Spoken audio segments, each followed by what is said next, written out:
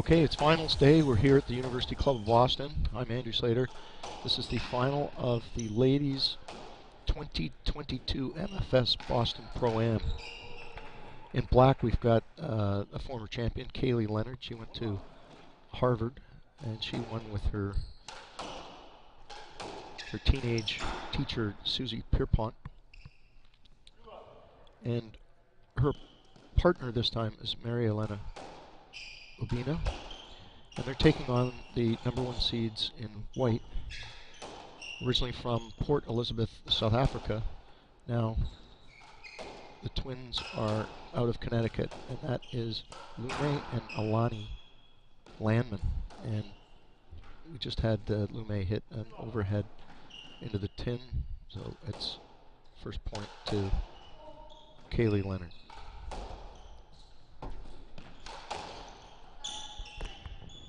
Going to play a let there. We just had our Pro-Am final, and Charlie Humber, member here, and his partner Kelly Shannon from Calgary defeated John Hyatt, the amateur, and his pro partner David Letourneau, originally from Calgary, now living out of Wilmington, Delaware. These are the top two seeds. We're probably just going to feel each other out. See where things are going in the first game here. Kaylee dumping one into the tin.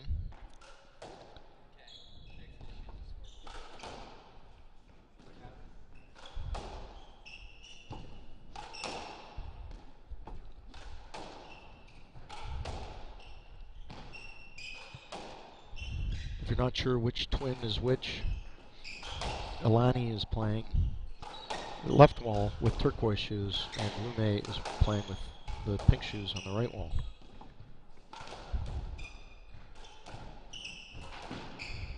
Little reverse attempt by Kaylee Leonard. Nice pickup by Alani. Now they've switched walls. Little backhand drop from Kaylee Leonard. Stop. Right side. 2-4.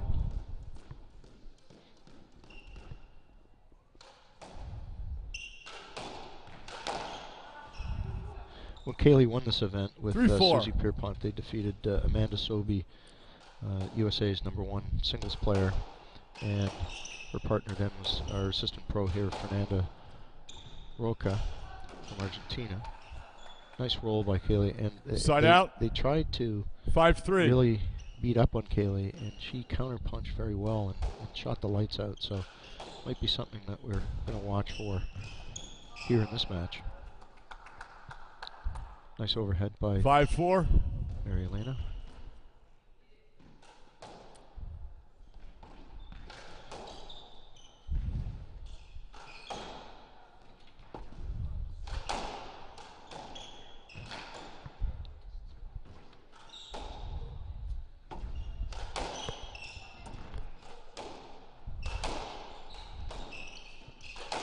This tournament was postponed from January because of Omicron. So we're lucky to slot it in. It is one of the largest prize money tournaments for actually both men and women's on tour. 6-4 right. Mary Elena, she's going to serve to Alani Landman.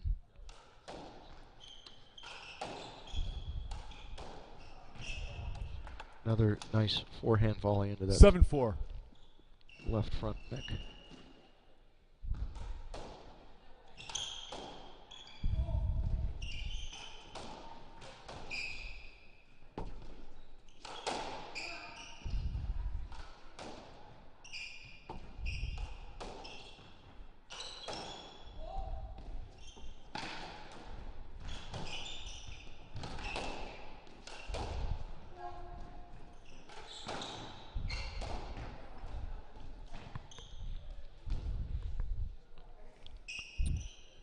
Eight four right.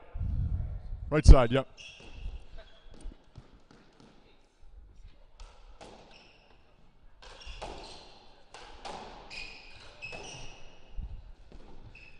It appears that the Landman twins are going to keep lobbing Mary Elena, and Mary Elena will keep trying to hit her overhead into that front left corner. Yeah, shot.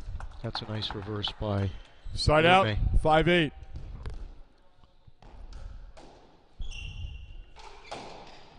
After this match, we're going to have the men's final, and we did have an upset last night. The number 1 seeds, James Stout and Scott Arnold, went down to Greg MacArthur and Zach Alexander.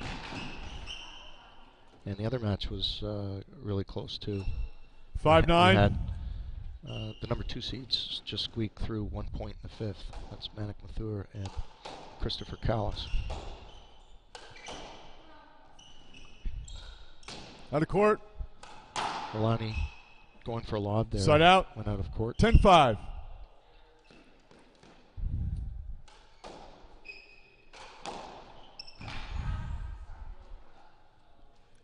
(10-6). Nice shot by Ilani. Kaylee Leonard could not pick that up. 10-6 for the team in black.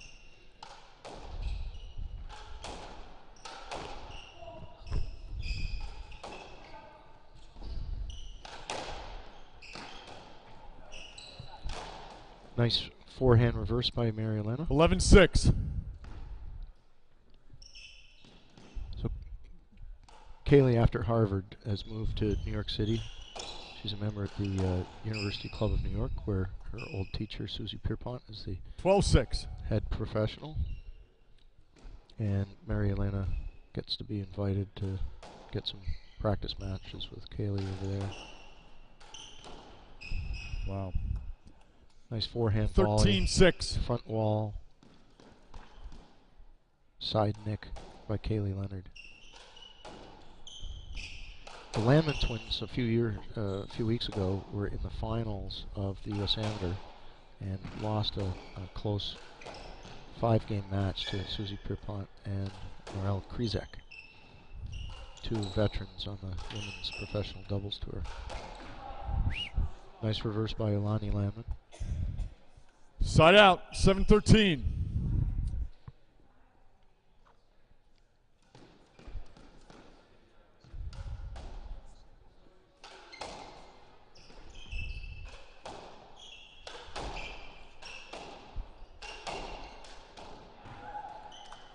Forehand reverse winner by Lume. Oh, 8-13. Front wall side nick.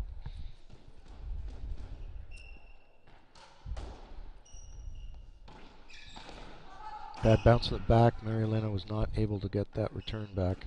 9-13. Twins are coming back. 9-13. Roll corner from Lume. 10-13. The South African twins are teaching and living in Connecticut, different clubs.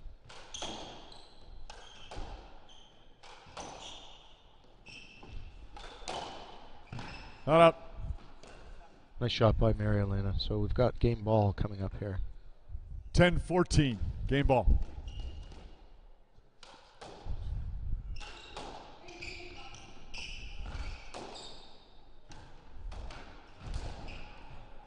First game. Mary Elena being very Leonard. aggressive, hitting it overhead into the left corner, and Ilani could not retrieve it. It's 1 game to love for the team in white. We'll be back in 2 minutes.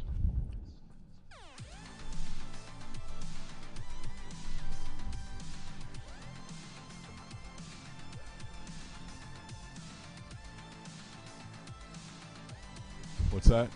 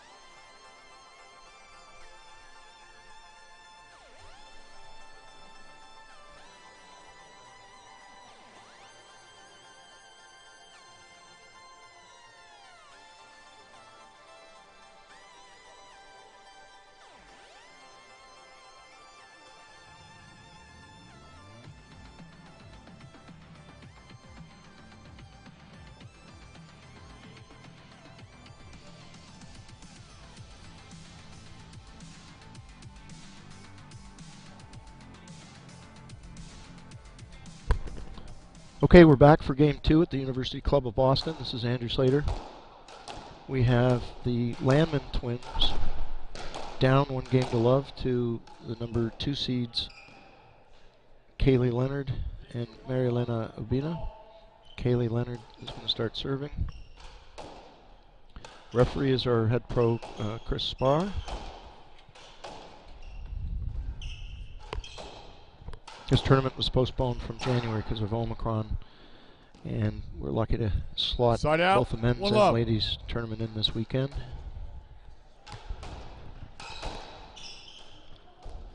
MFS is the major sponsor here.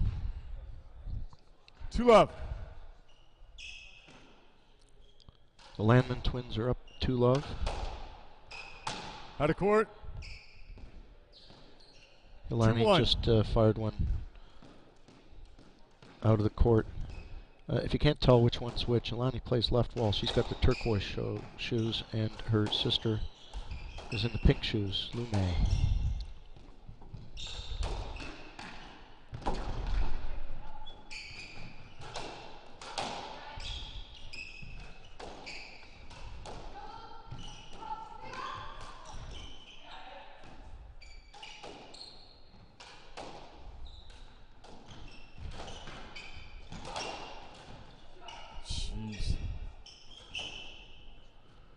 Nice hold by Marielena. Nice lob. She's going to set up to.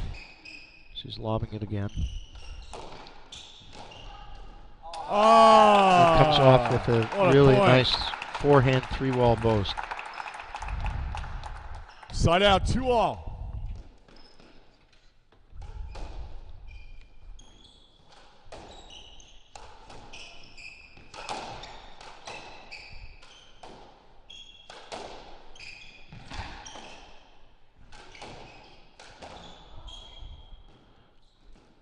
Overhead reverse from Lume. 3-2.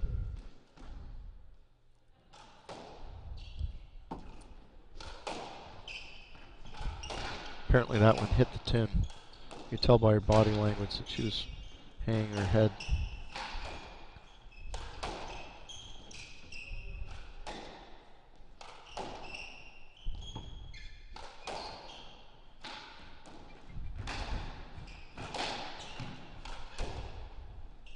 Good scrambling here from both teams.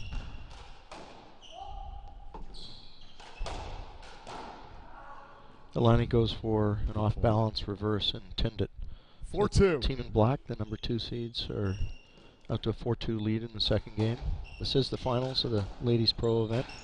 We'll have the men's final coming up right after this match. Second server.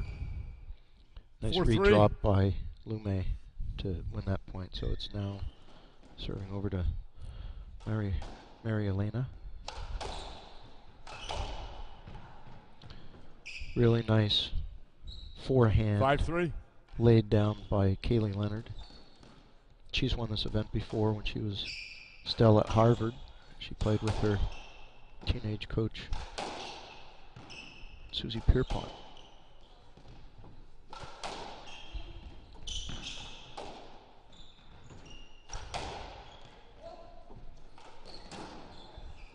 There's a tin from the back of the court from Marielena. Side out, 4-5.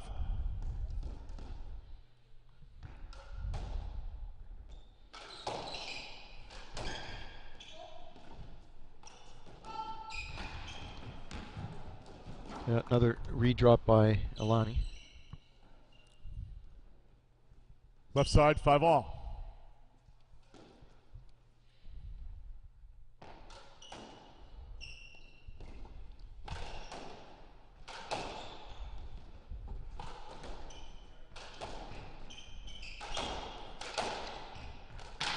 Some hard cross courts had Kaylee Leonard off balance. Out of court. And Delani fires one into the ceiling. 5-6.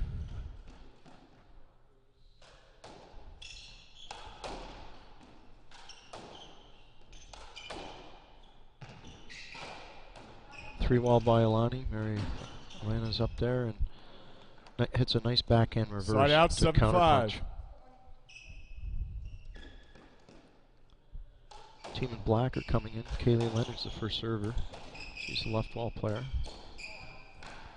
Nice redrop by Lume. 7-6.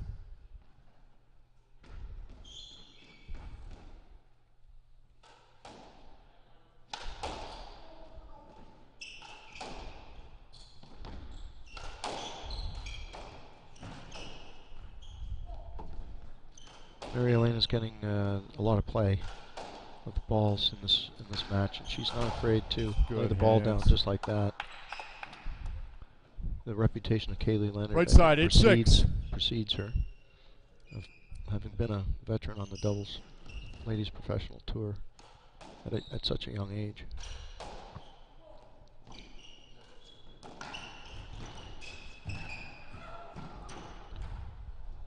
Nice redrop by Lume. Side out. 7-8.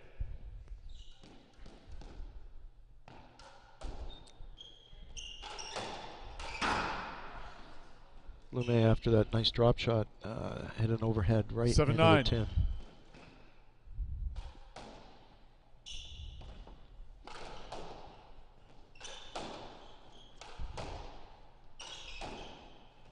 Still trying to play Mary Elena deep.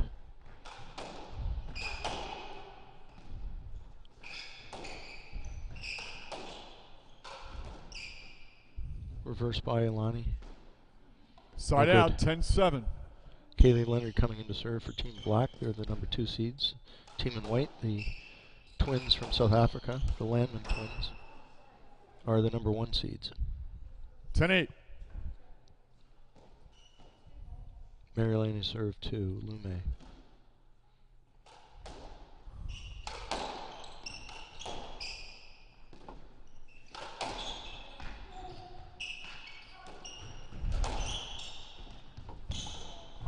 Nice retrieval by Mary Elena. Not up. A good counter punch by Ilani.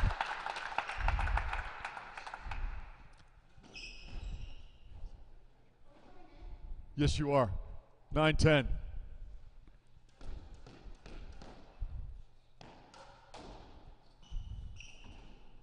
Oh boy, that's her go-to shot. Kaylee Leonard just 10-all. bowled one into the front tin. Tied up in the second game, 10-all.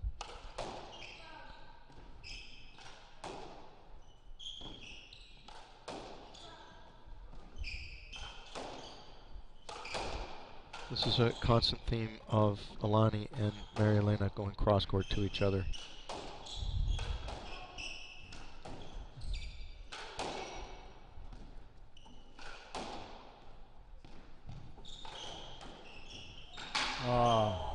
That high 3-wall nicked at the last moment. Kind of an unlucky Second server, 10-11. bounce for Ilani. Team in black is up by 1 point here in the second game, having won the first. And Kaylee Leonard with the reverse into the tin. So we're tied up 11-all.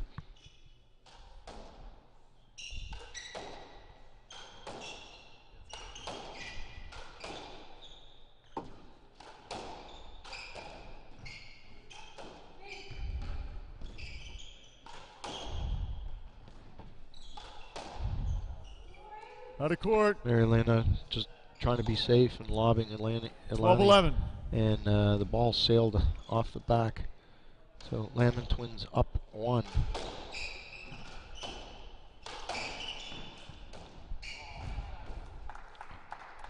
Up 2 now. Mary Elena likes that 13-11. forehand into that front left corner, but she hit that a little too high, and she was redropped.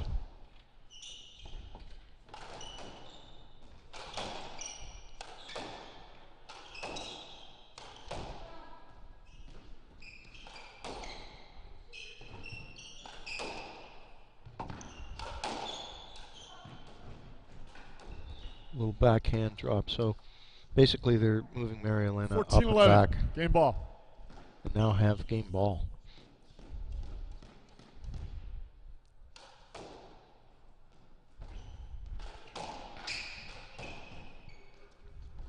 There's the lob to Mary Elena. She 3-walls it back. And we've got a let call. We had a Lume sandwich there. between the two backhands.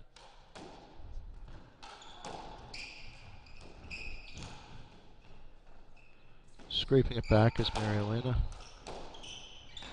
And they're going to redrop her. Nice lob. Second game, But the Landman she tipped girls. it. So 15-11. one game Games all. are 1-all. We'll be back in 2 minutes.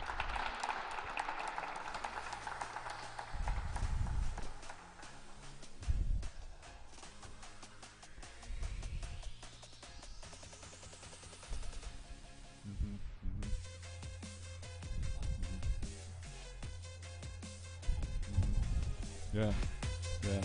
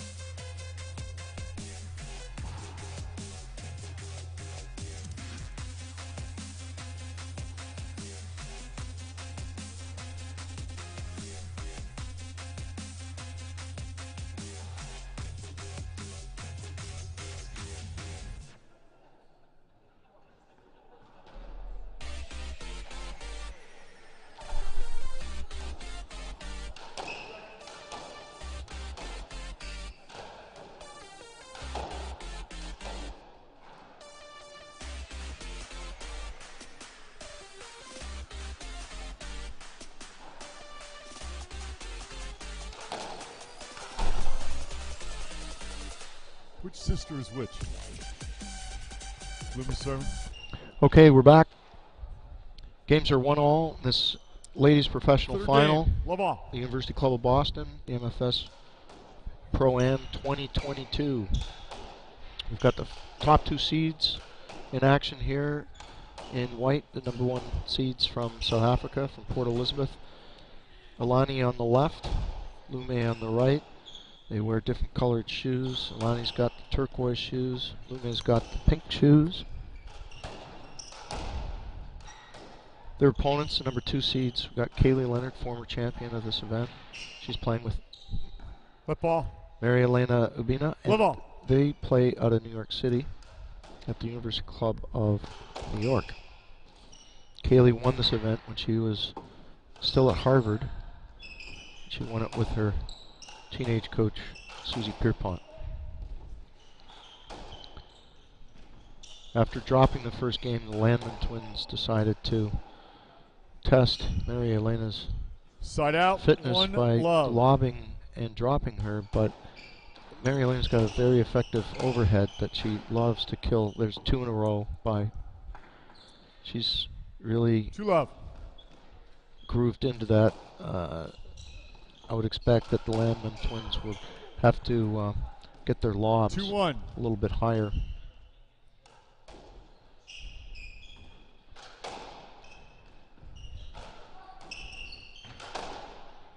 There's a Philadelphia attempt by Lume.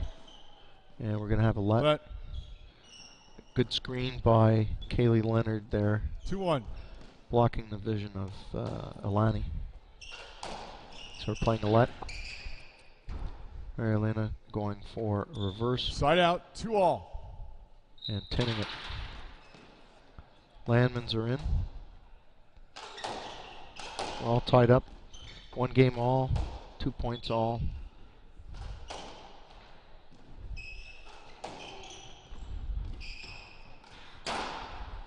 There's a tin from the back of the court by Alani. 2-3. Just trying to go short to Mary Elena. Risky shot.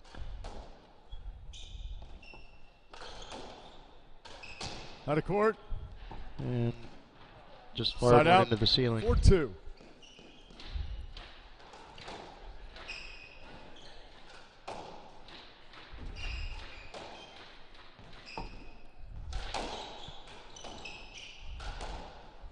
There's a reverse by Ilani and nice little counter punch by Kaylee Leonard. Nice little 5-2. roll corner.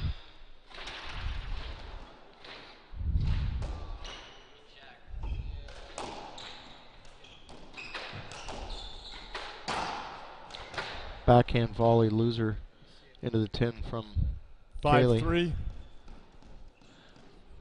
I expected actually the Landman twins to go through the middle a lot more than they're doing to get to Kaylee's backhand. Maybe they'll start doing that after seeing that error.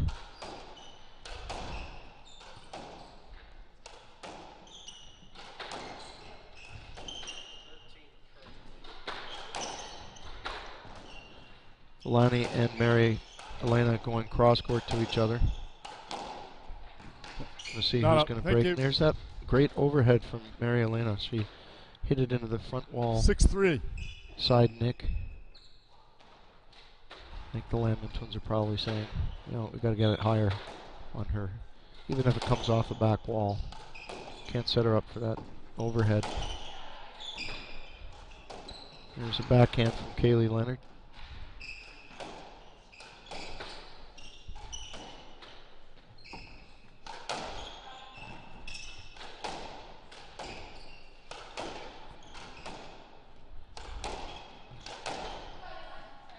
There's a Ilani sandwich. But 2 backhands are both calling let.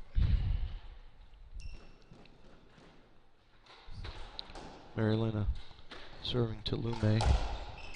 Up 6-3 in this third game, 1 game all. There's that overhead again from Mary Elena. 7-3.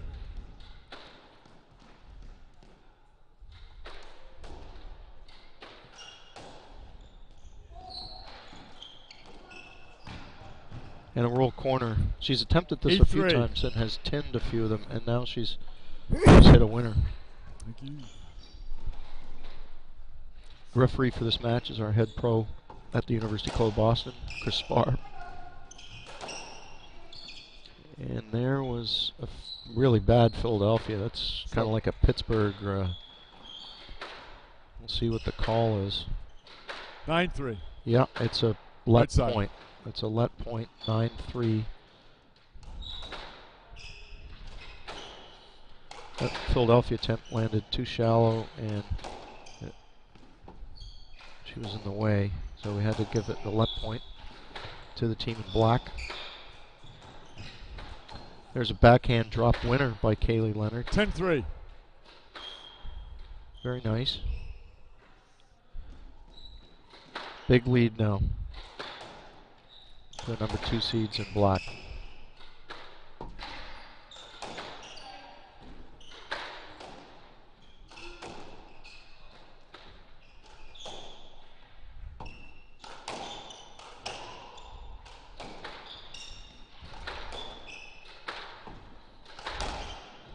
So we're going back to Mary Elena seeing a lot of balls, and she shot her way out of trouble earlier in this game. We'll see whether that strategy works for the 2 twins.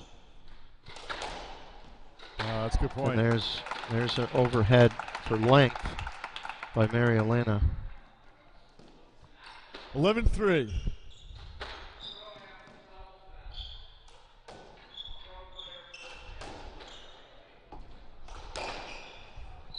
There's another winner from Mary Elena. 12-3. She's up to the task of having been picked on in the second game. And there's a overhead winner. Side out from Lume. 12. She can do it too.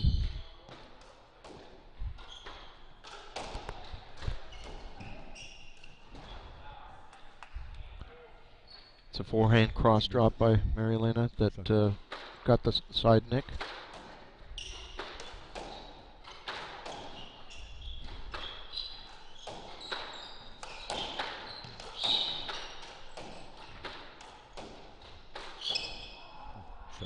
Ilani going for a reverse. 6-12. Beautiful. They're still in dire straits, the South African twins.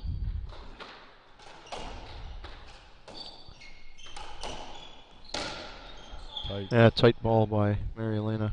6-13. Lume unable to scrape it off the side wall. Second server. Solani serving. It's not second server. Yeah, it's a black team coming in. Side out, and 13-6. their first server is Kaylee Leonard. And she's serving to Alani Landman. And there's that little cross drop from Mary Elena. And that's a nice, short, quick cross-court drive by Kaylee Leonard. Game ball to the number 2 seeds in black. Lonnie hitting a winning reverse 14-7. Still game ball.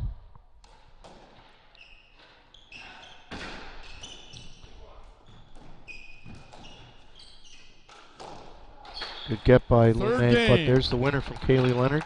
Team in black, the number 2 seeds are up 2-1. We'll be back in 2 minutes for Game 4. For Ubina and Leonard.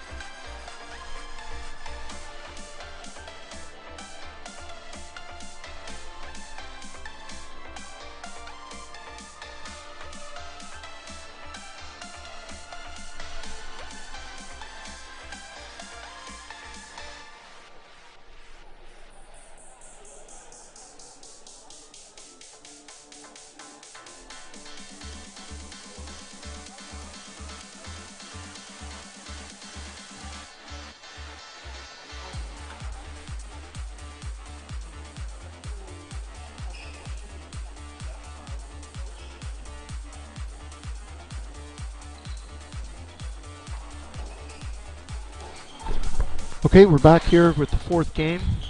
This is Andrew Slater coming from the University Club of Boston. This is the ladies' final, professional ladies. Games are 2-1, love all. We've got the top 2 seeds. The Landman twins from South Africa are in white. And they're down 1-2 to the number 2 seeds in black. Kaylee Leonard and Mary Elena from New York.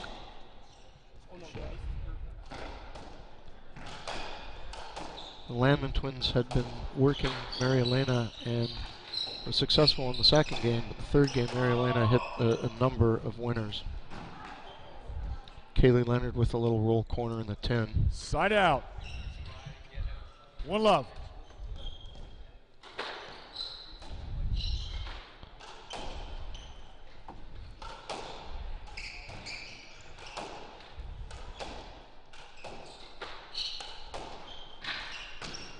Out of court. Alani Landman just hit one into the ceiling. You can tell them apart by the color of their shoes. Alani's got the turquoise shoes. Lume's got the pink shoes.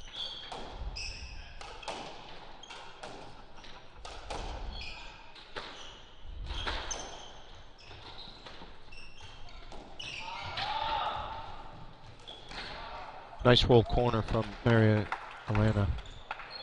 That drop shot was a little high for Lume. Kaylee Leonard serving to Alani Landman.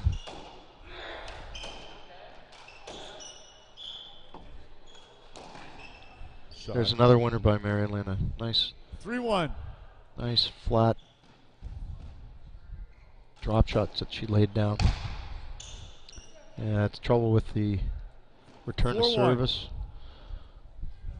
Early lead for the number 2 seeds. We've got the men's final coming up after this ladies' final. We had an upset last night. James Stout and Scott Arnold lost in 4 games to Zach Alexander from Australia and Greg MacArthur from Scotland.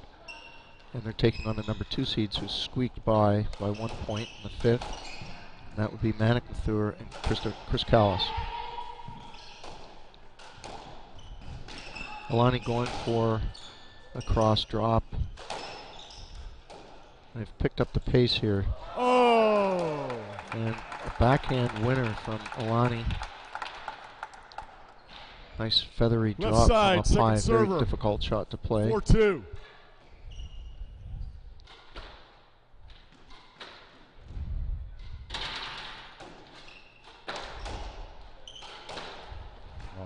There's a nice forehand kill by 5-2. Kaylee Leonard. She really lays that down nicely.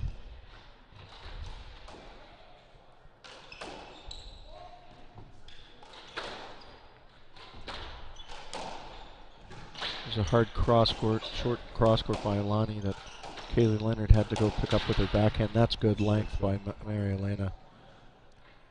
6-2. Perfect length. Tight to the wall. Didn't come off the back wall.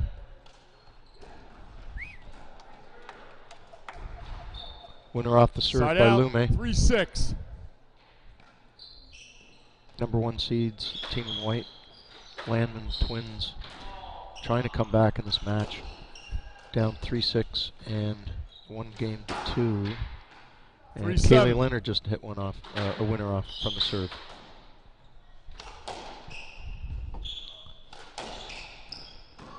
There's a backhand drop by Mary Elena and lead drop by Alani. Little cross drop there. 4-7. That's Alani going to serve to Kaylee Leonard.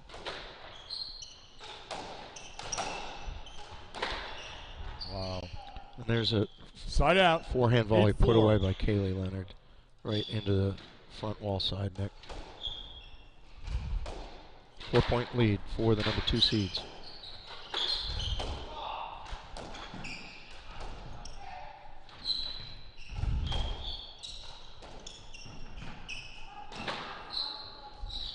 Kaylee Leonard set up for a redrop there. 8-5 and left. had way too much time and tinned it.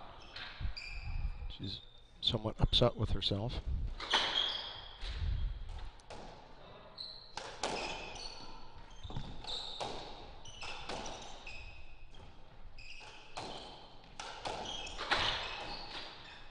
Lume tried a cross drop. Let. And there was an 8-5. Alani sandwich there, so both Kaylee and Mary Elena wanted that ball and had to call for a let.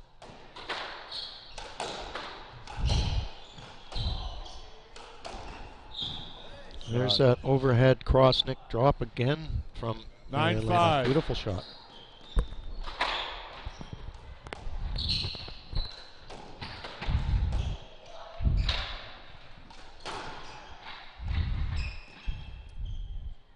Tin from the back of the 10-5. court from Lume, so sizable lead for the number 2 seeds in black, trying to close out this match, this final. There's that overhead kill again from Mary Elena. 11-5. She's excited. Kaylee Leonard's won this event before, but Mary Elena has not. And Alani saying, you know what, I can do the same thing off the backhand. Just slotted that one into the 6-11. right nick.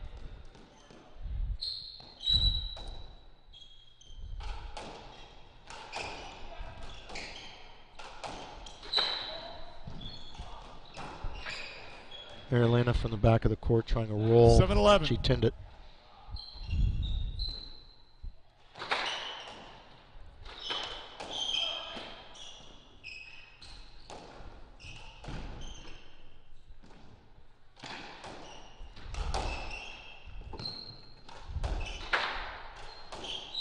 Okay, we got some cross-court length here off the back wall. That's a bad sign, and Lume did not get it back to the front Right wall. side.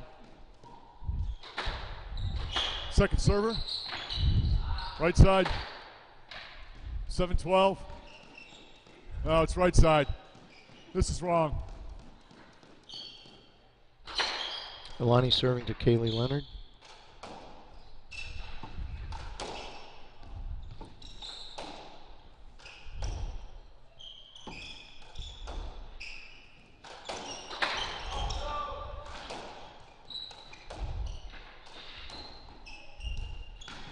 There's a roll corner from Marilena that Lume picked up. Kaylee Leonard with a read drop. Nice lob. She can get it back. Yeah, the ladies are resetting here, just hitting length to get back into position.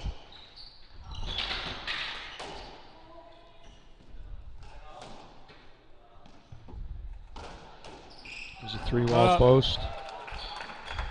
Little roll from the back from Lume that catches Kaylee Leonard. 8-12.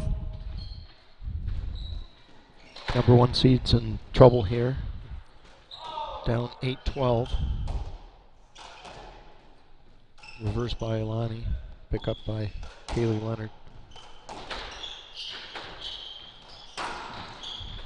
And a 10 from the back of the court from Lume. Side out. 13-8. Kaylee Leonard coming in serving to Alani Landman. And there's a winning drop shot from Alani. 13-9.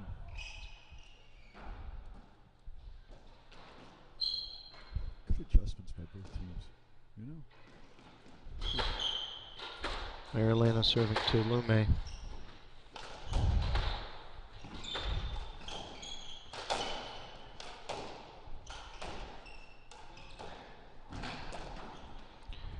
Marilena went for that overhead, which Alani got, but she tried to go for a reverse that she tinned. Okay, we've got championship point here for the number two seeds in black, Kaylee Leonard and Marilena. And Alani doesn't want to be part of that. She hits a beautiful backhand cross-court nick.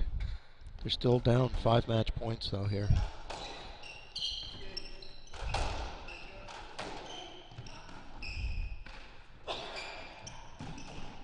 There's a lob from the front of the court by Kaylee Leonard. And an overhead error from Marilena. 11-14. Lume serving to Marilena. Still game ball. Still championship point.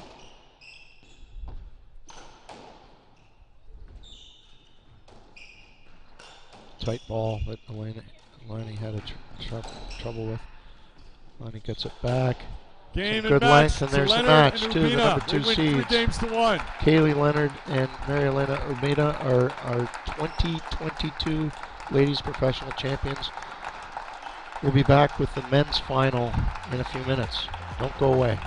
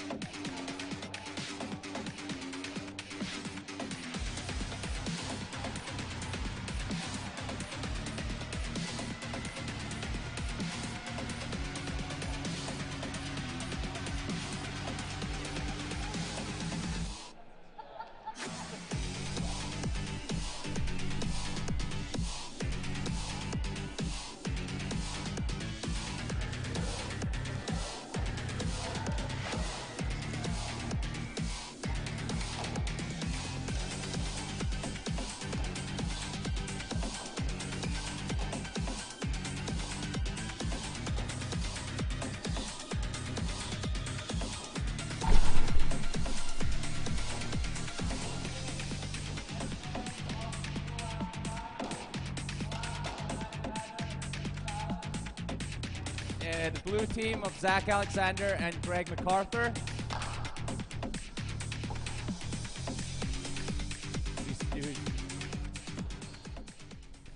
We got pictured first. Okay, we're back for the men's final. University Club of Boston, Xander Slater with Will Hardigan. They're going to take this is a non-sweat photo about to be taken before the match, and everybody's smiling, so you can't tell who's going to win. They're all winners. Not yet. Everyone's a winner so far. We just had the ladies' final. We had the number 2 seeds, Kaylee Leonard and Marilena Ubina, take down the Landman twins 3-1. This is the men's final of the 2020 MFS Boston Pro-Am Doubles. That's a mouthful. And we had an upset last night. The team in blue and white shorts, Zach Alexander from Australia and Greg MacArthur from Scotland, upset the number 1 seeds James Stout and Scott Arnold. Their opponents, the number 2 seeds, squeaked by. Greg MacArthur to serve. 1 point in the 5th. First We've game, got Manic love Mathur all. and Chris Callis are the R&T in New York City. So first point, the referee is Adam Buse, who's a pro from Scotland. Well, what do you expect each team to do here? Let's start off with Zach Alexander, Greg MacArthur. Did you talk at all with Greg about? I didn't talk strategy with either team. Okay. It's an interesting one to call because the styles are different. I think of Black as being high power and hard hitting, aggressive, and I think of MacArthur and Alexander more methodical and tactical. But I think Blue will probably try to isolate Chris, like Bamber and Mikey were yesterday, and then pick their spots and try to take it forward. Both of them can shoot so well. Now, is that basically because Manic is so dangerous, or are they trying to work Chris into errors? Or because I think I may be wrong, but Chris is probably the fittest guy out there, right? Yeah, I don't think they're isolating him in order to wear him down. It's just they're giving Monic so much respect, and his forehand is probably the most dangerous spot on the court. So they can't, you can't float anything over to him.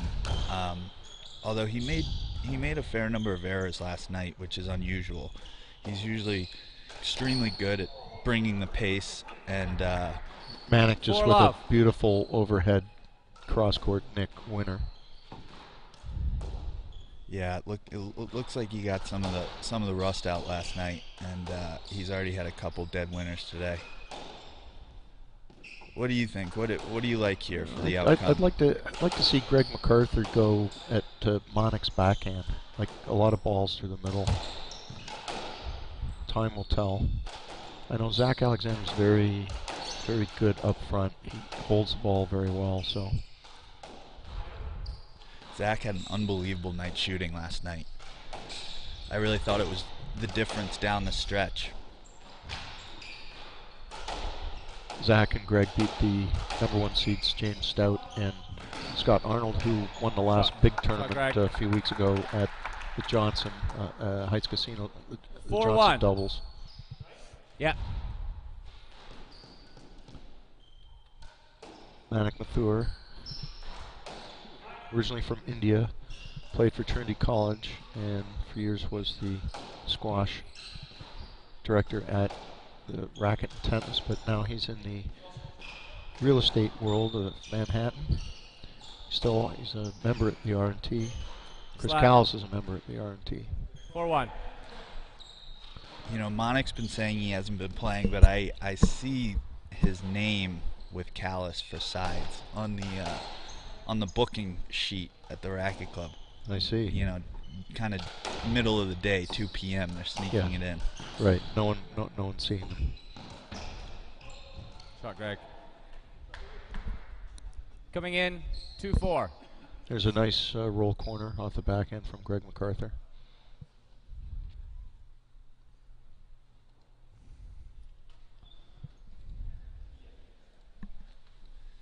every guy on this court can put the ball away if you give them an opportunity to. So it's going to be very tactical. Yep. Last night we saw 80% pace from the teams. I think Blue's going to try to slow it down and not turn it into a banging 3-4. battle.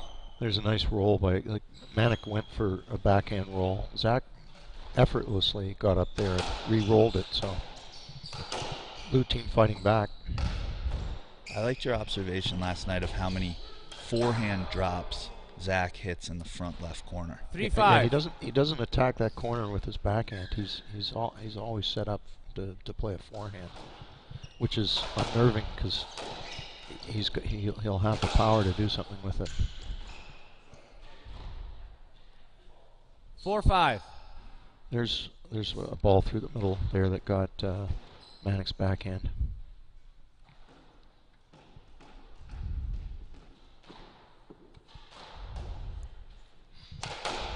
So we mentioned last night that Zach Alexander's heading off to Scotland to play in the World Softball Doubles, and that's basically he wants his country of Australia to understand that he's still playing at a high level in doubles. He and David Palmer, who is a touring pro here, world #1 in singles, they won the Commonwealth Games in softball doubles for Australia, and Zach wants to repeat it. David is retired from any type of softball.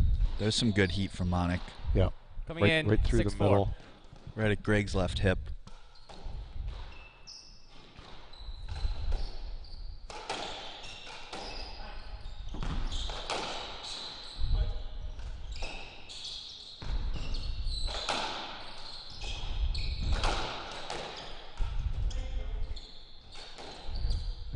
Philadelphia by Zach Alexander.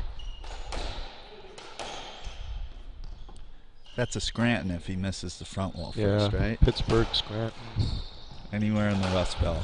Dayton. A Dayton. Yeah, the Rust Belt.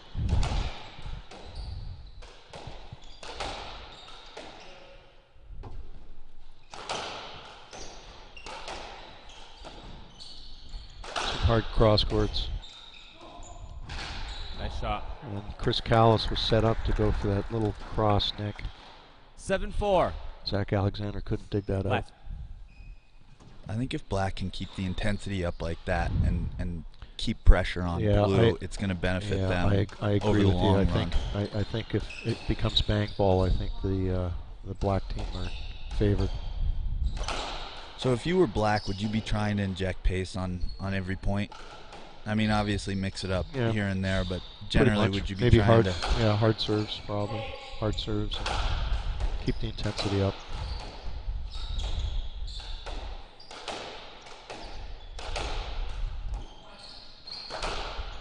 The hard backhand through the middle by Monic.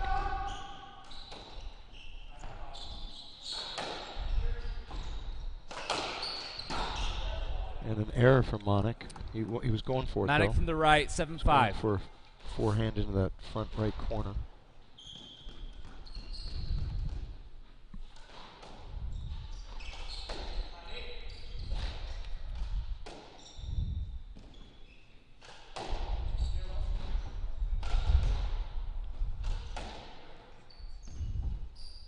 Yeah, I think the cross court, I mean, Zach is quite content to go cross court to Chris. And the high, if it gets past Greg MacArthur, sorry, if it gets past Callis' overhead, then Monic's got to go back and play his backhand. There's one off the back wall from Zach Alexander. Here comes the heat. Nice recovery.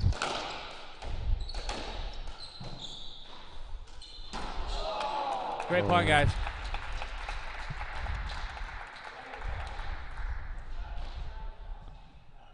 Yeah, Monic had position on 8-5. him, so it was kind of a risky shot.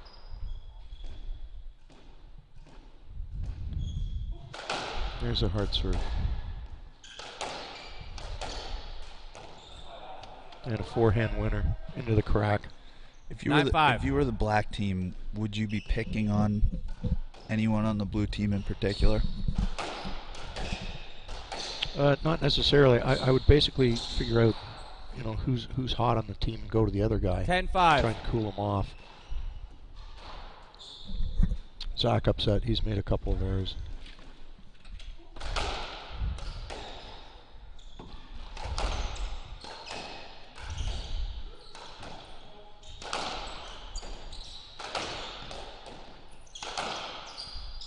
It's amazing the way Greg gets over the ball on the overhead kill to the front left corner.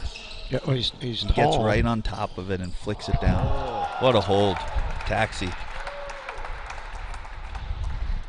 Coming in, Yeah, 6-10.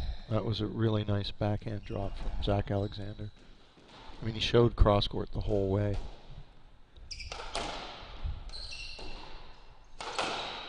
Yeah, Greg with his overhead's got like a pause at the top where he kind of holds it, and from there he can drive it quickly or feather like a clear.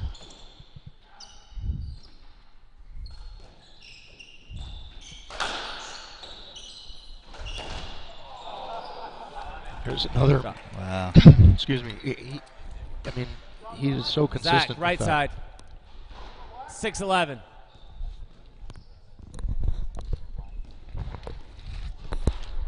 He's got good style in the air, too. Yeah. And after that, he just hammered one into the 7-11. 10. Same guy. Who knew?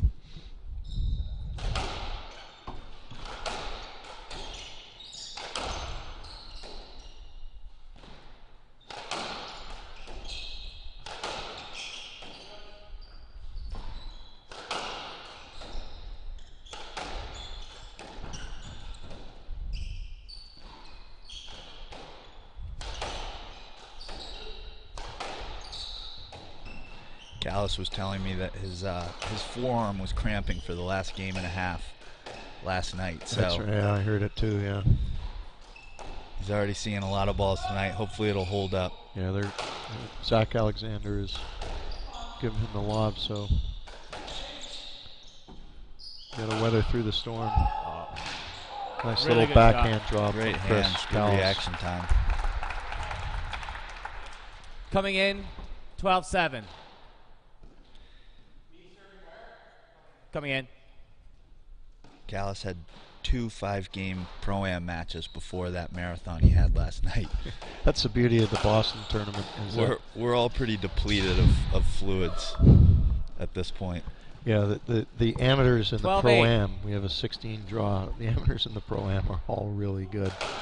You know, have won national championships, have you know, played in the nationals. They're former pros. You know, it's like it's difficult if you're in the main draw as a squash professional, playing and going deep in both draws.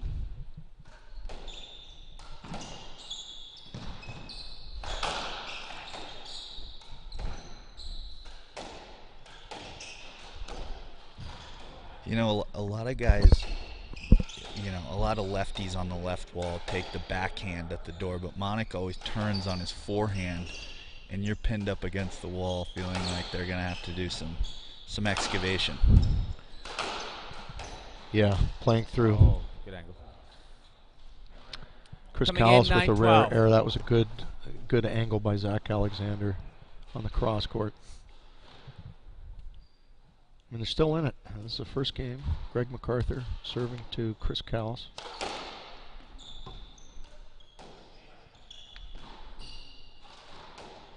Blue's done a good job of changing the tempo, changing the pace, and turning it from bang ball into more tactical. Good hands. Good spot. Manic going right at Greg Zach MacArthur's from the right, 9-13. feet. I'm not sure whether Zach should have played that role. Manic was already in front of him.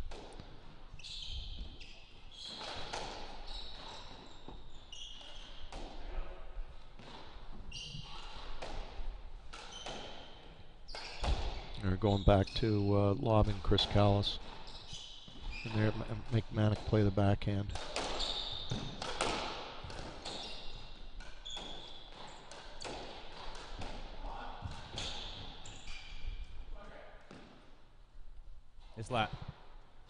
9-13. Yeah, it was pretty good reverse, but it's not going to be a let point. I think Chris had plenty of time to get that ball, so we're playing a let.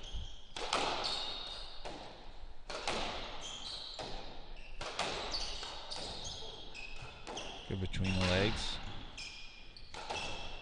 Philadelphia from Chris. That wasn't Dangerous Philadelphia. one. It was a Pittsburgh. It was a Scranton.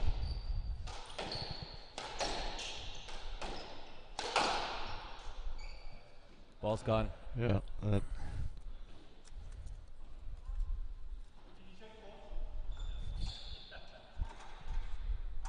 It's almost broken in half, I think.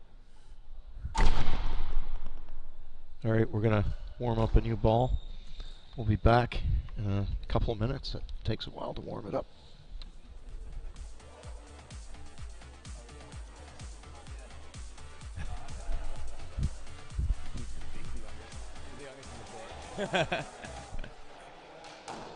Think it's good. I think it might have gone. Yeah.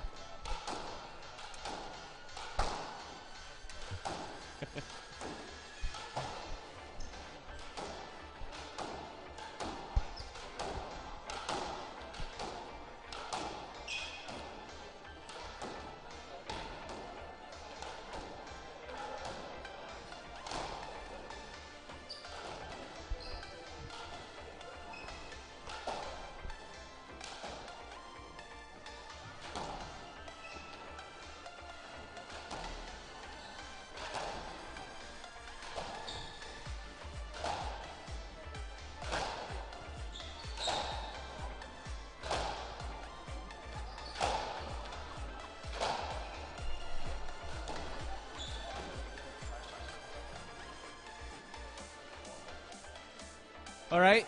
It's Zach from the right, 9-13.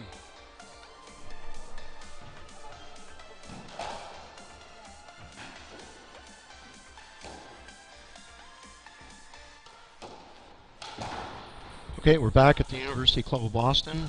We had a broken ball. Xander Slater with Will Hardigan. The number 2 seeds in black have the lead 13-9.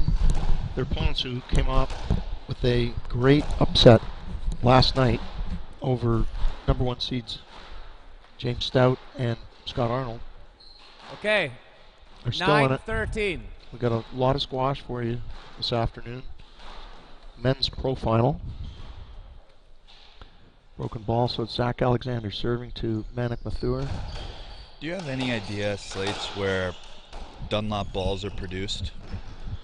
That's a very good question, because they originally were produced in Ireland, Yeah. and they had a little issue with the balls, and then they made them in Taiwan, and they had a bad batch. So I believe they're He's getting a stroke here, I think. Did he clip him on the way through? Coming in, 14-9.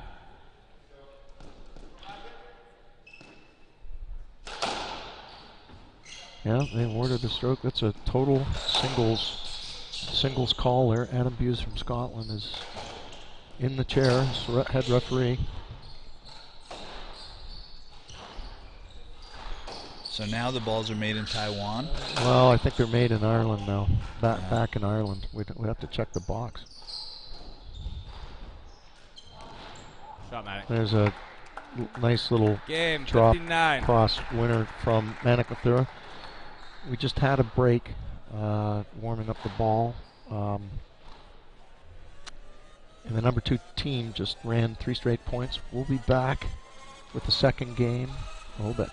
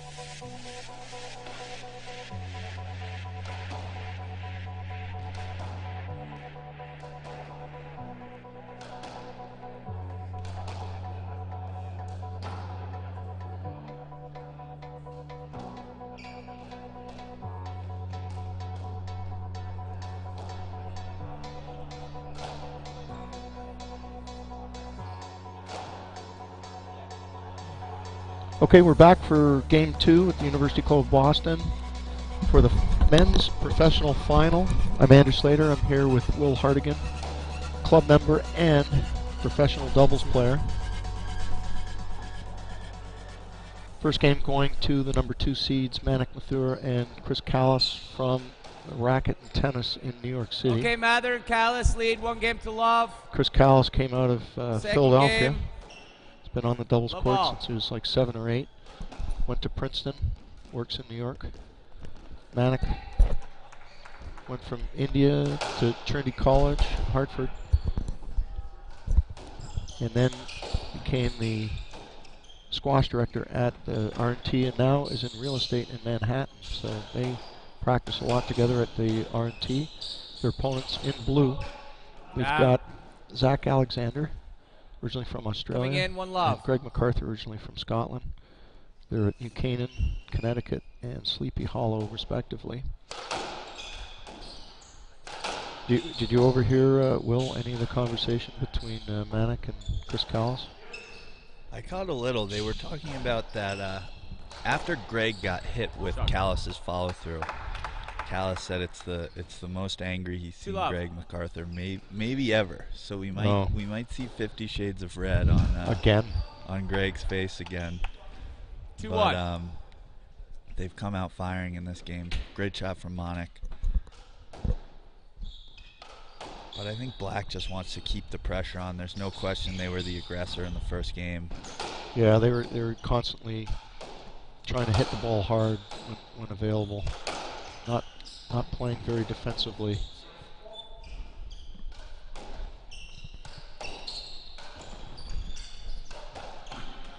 So if you're blue, what do you do here to change the tide? Right side, Well, 3-1.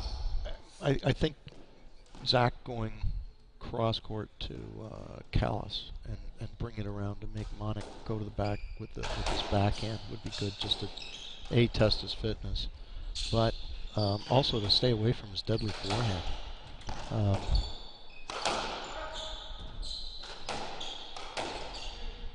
And I think if Team Blue, specifically Zach, counter punches when they go front, just there, might be effective. There's the heat from Manik through the legs from Greg MacArthur.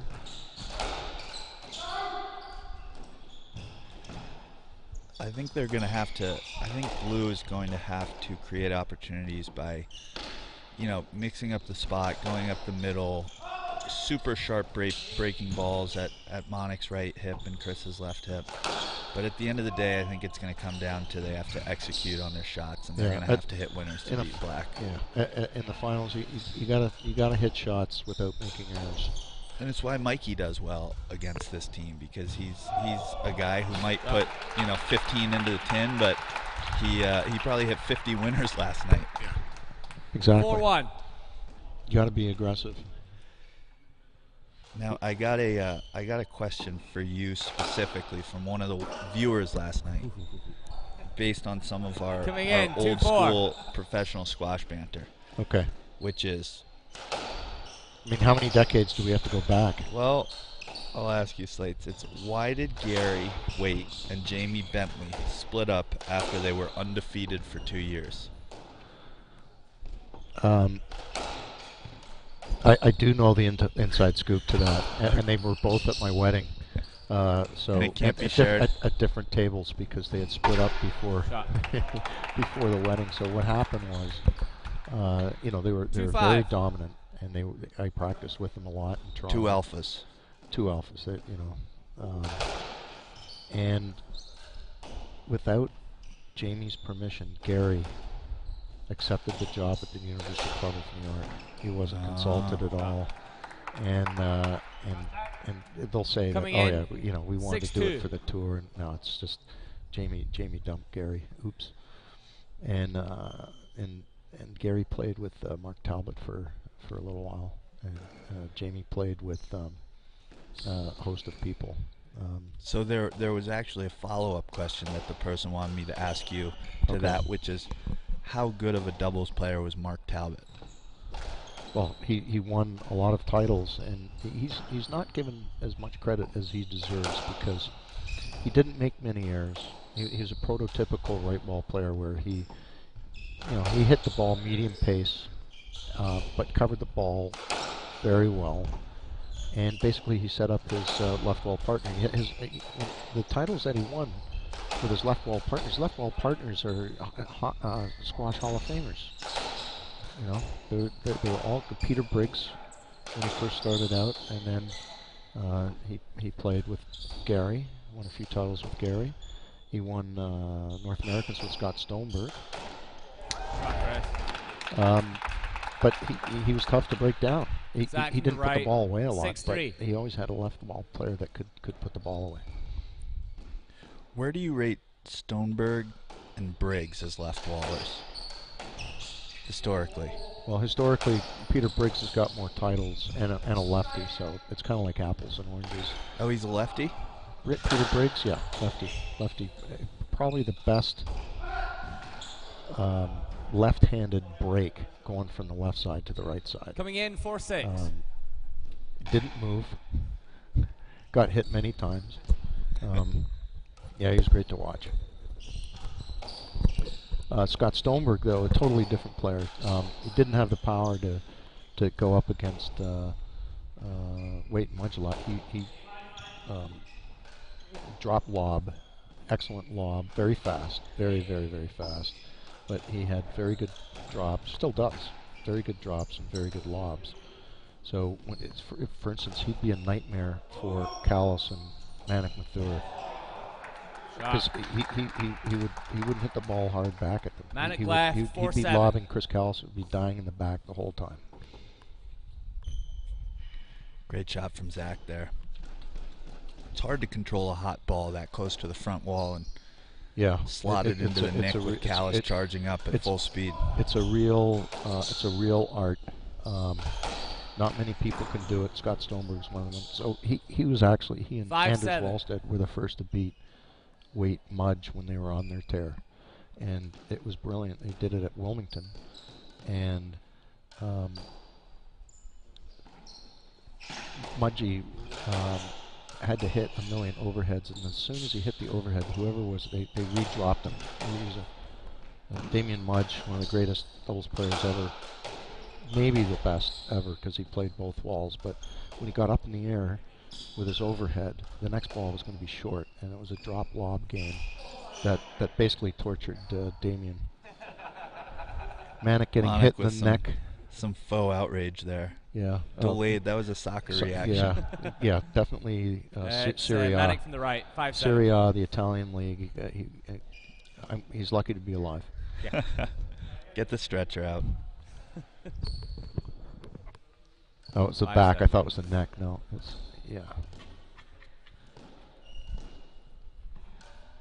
I caught my Pro-Am partner today in the neck hard. He was a trooper.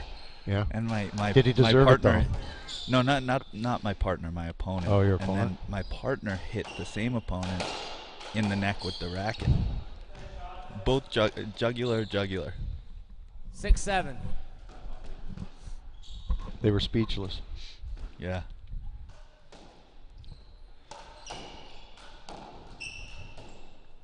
It's a nice lob by Greg MacArthur.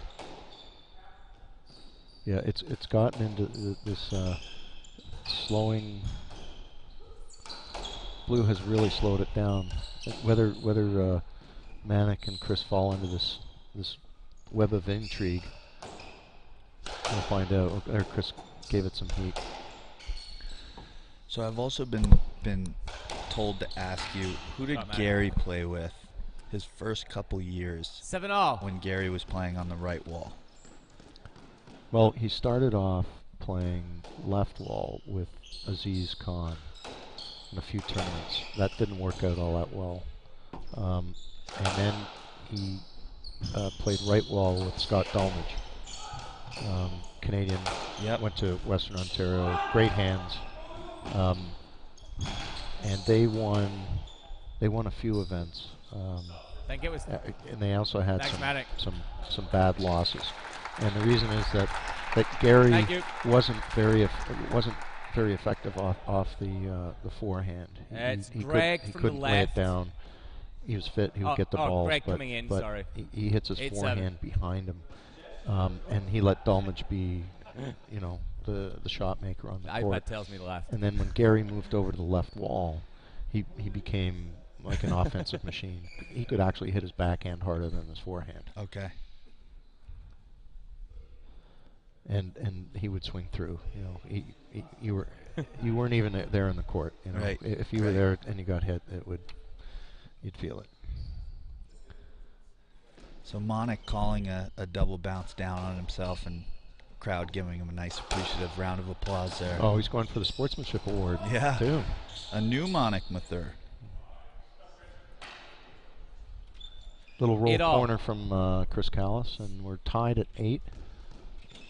You know, Monic's always been completely fair and all that, but I can't help but notice a different intensity level from him these days, and I don't know whether it's because part of his attention span is towards real estate and his new profession, but it just seems like he's not going out with the same all-out fury that he used to every single time he played. Well, he has recovered from his Achilles tear. Yep. And he's not playing as much, but Coming in 9-0. you know, this happens when you get older. I mean, he's won everything. He's won everything for the last 10 years. And, you know, I think it's the same question that you ask with a lot of really top athletes in every sport is 10-9. what keeps you motivated for 20 years when you've already gone for 10 years? Yeah, well, the first thing is that you got to love the game. That's the first thing. You gotta like what you do. There are a few players who have had devastating injuries where they basically can't play anymore. Just, you know, champions. It's very tough for Gary Waite to be on the court now. He had a hip done. Jamie Bentley's got a new knee. 11-9. Damian Mudge Great can't shot play from anymore because his knee was gone. But you have some older guys like Mike Ferrer is a perfect example who plays at a very high level. A little older. Chris Walker, Clive Leach, Witten Morris. Absolutely. Down. I used to call him the hardest Shot hitting hardest hitting guy over 40. Probably Manic still is. left, 11-10. He's unbelievable. He's still one of the fastest guys I play with, too. He's probably closer to 50, too. I don't doubt it. It's flat.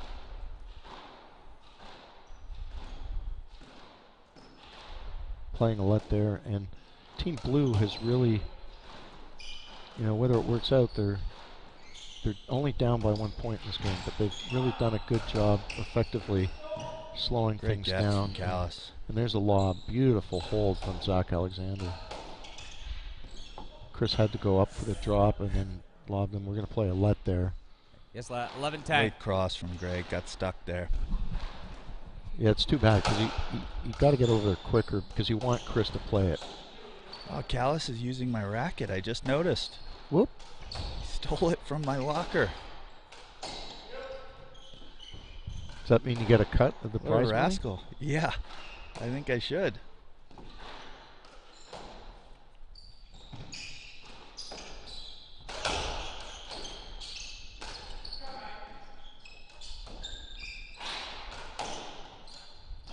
Yeah, it's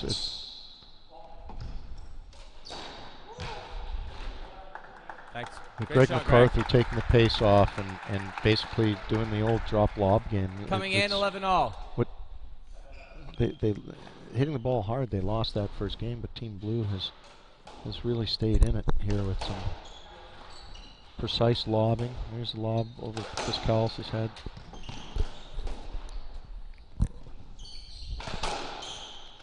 They're Manic desperately trying to get the pace up.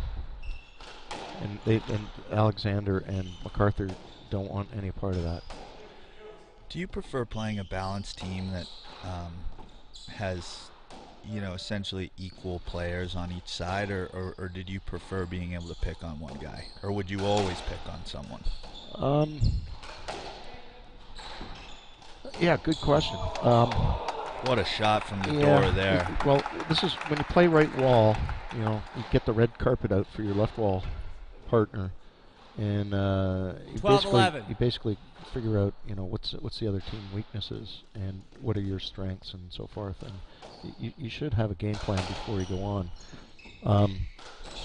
I always like to go cross court against the left wall player. Didn't matter who it was.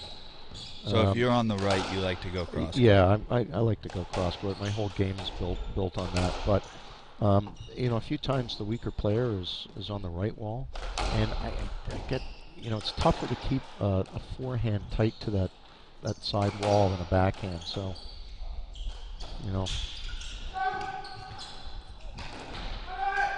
Great get from Callis. yeah, lots of scrambling here. This is a really good rally. Gone into I formation. There's a lob from Greg MacArthur. Callis calling Manic Mathur off. There comes the heat. Oh, Great rally, guys. Yeah. That was just that ball up front was a little too loose, and Manic could get like a full swing on it. 12-all. There's some chatter on the court there. Zach Alexander going up with Manic there. I don't think. So it's Zach from the left, 12-all. But to get back to your point, that's the one thing you can't have, or you're going to see a lot of rubber, is that if you have an unbalanced team where the perception is that there's a much weaker player, that weaker player is going to see 95% of the balls until they prove themselves. So actually in the ladies' final, what happened was the Landmans wanted to work on Marielena Obina, and for the second game she made errors. 13-12. And in the third and fourth game, she shot the lights out. So, you pick on somebody until they get really warmed up, they're comfortable, and then bang, it's kind of a live and die by the sword sometimes. right. For instance, I'll give you an example of a weaker player. Like I won the gold rackets with Gary White twice, but that was so painful because I saw 99% of the balls. 14-12. And I couldn't move my ball. arm. But you're a machine. I mean, you can. You're it was so bionic. sore on the Monday. I couldn't even move my arm. It was. My arm. I mean, my arm's about to fall off right now. Yeah, I can I need a believe it. full ice situation. Ice situation and kind of a touch game too. Yeah. Yeah, a drop lob game. That would help, but it's not going to help. Here we right go. now. We got game point for the team in blue, who remember upset the #1 team last night. There's that forehand. There's the forehand Zach, drop. and What a get. through the middle by Zach Alexander. Wow, this is a great rally. And they're going to reset here. Lob to Chris. A lot of scrambling in the front there. Monik Mathur, classic forehand into the side nick. In racquetball, that's called a splat. Pretty good rally, that one. Your Okay, coming in, approval from the 13-14. line judge, Adam Buse. Yeah, we've got a referee mute, Mike. So we get some interesting crowd reactions there. Shot. Zach Alexander, Game see, for this is where he comes in with a 15-13. forehand and then feathers it into the nick. Beautiful. Okay, game 2 to Zach Alexander, We got Greg a match. MacArthur, 1-all. Come back in 2 minutes for this great men's professional final.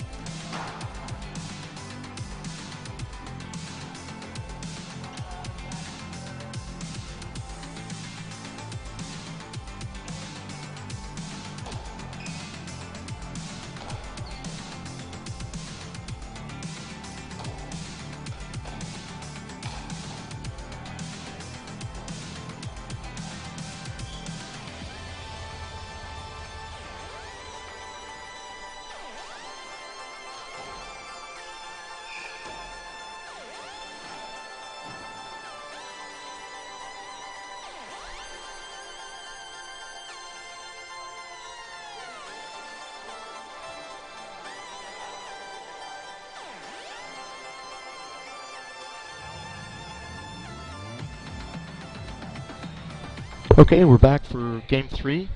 Greg to serve. This is the men's final of the 2022 MFS Boston Pro-Am doubles. It's Andrew Slater with pro player and club member Will Hardigan. The match is tied at 1-all.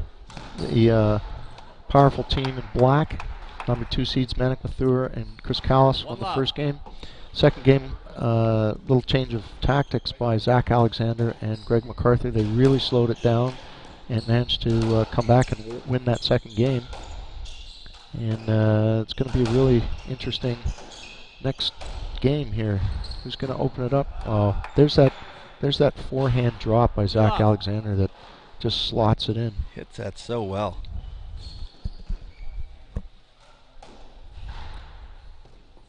What would you do against a team that was precise like the blue team and was able to slow it down so incredibly well? Usually I would be the blue team. Usually I was part of the blue team because, you know, the top teams in our day with the power of Kenton Jernigan, Jamie Bentley, Gary Waite, Damian Mudge, Ben Gould.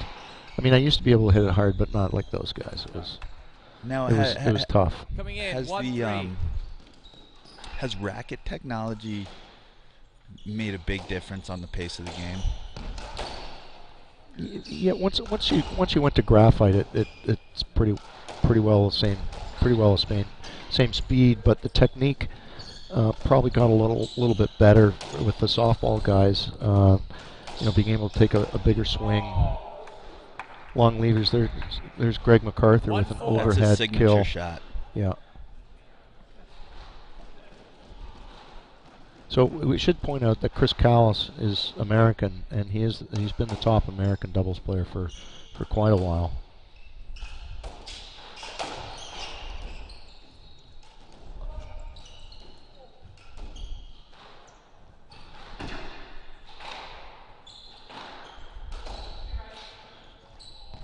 Interesting choice. I thought he was going to hammer it, but put in a really nice. Great Philly. Chris.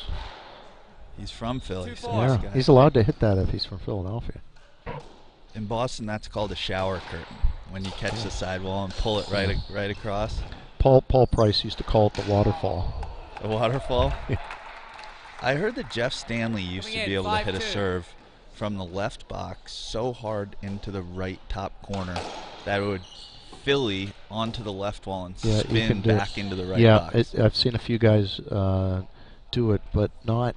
They've attempted it in a match, but I haven't seen it actually done in a match. I've seen it done in like practicing on the court. So I've seen Jeff Stanley do it, Alan Grant do it, Pat Richardson do it. Kind of a waste of time in my book. The ultimate high tee shot. You just got to prove that you can do it. Okay, you did it. Great. Can we get on with the game now? Can I go back to my lob drops, please? Yeah.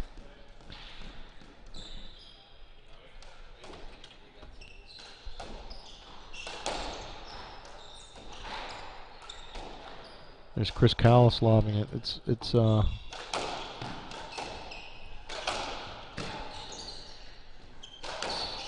there's the pace from Manic and just drove it right into the neck. 5-all. I mean, Zach Alexander had to give him space because he didn't get it. He didn't want to get hit.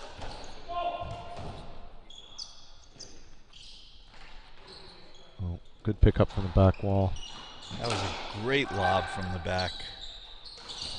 Lob drop.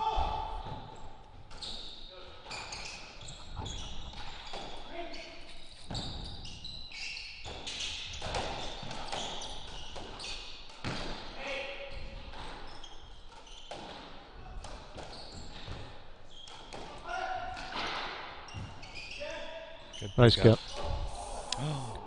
The pump fake to the face. Yeah, watch this. So Zach, he double pumped.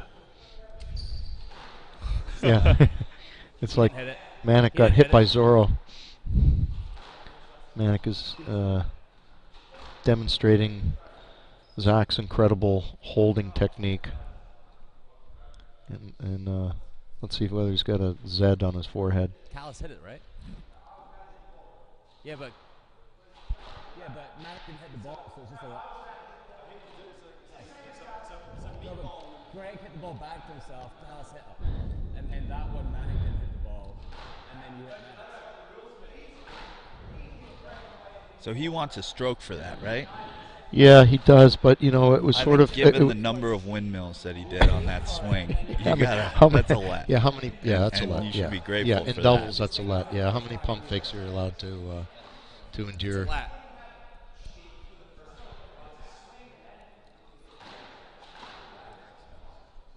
I'll tell you a let funny ball. story of Yeah. what happened where at the front wall, Victor Berg fake swung at the ball and went behind his back through his legs to hit a winner against Jamie Bentley. It's a let. Yeah. Do you know what 5 happened ball. next? Oh no, what? Victor took one in the back, No. full tilt, 120 miles an hour. Don't ever do that again. I once saw Alex Dominic. We were playing at Callis the New for York left, Athletic 5 Club all. with Lee Rose and he did kind of a hot dog shot at the front of the court. And Alex he was a lefty, he held the ball for as long as possible and flicked it as hard as he could. And it caught Lee, who was running away from the front wall facing us in the 5 all. unspeakable region. And the sounds that I heard that came out were like nothing I've ever heard. Wounded animal. Screeching? Screeching. He reached a new octave. Could you tell it was human? No, it sounded animalistic.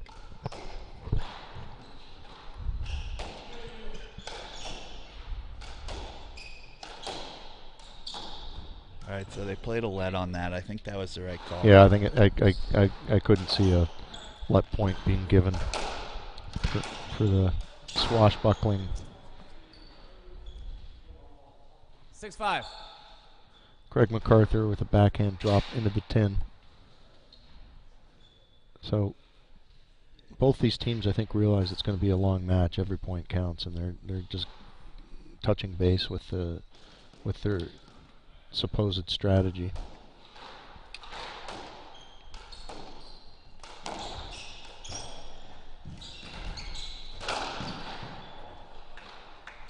It's twice now that Zach's had to move to the right side to cover the hard cross court, and Manic's gone low and hard down the wall. Really nice drive.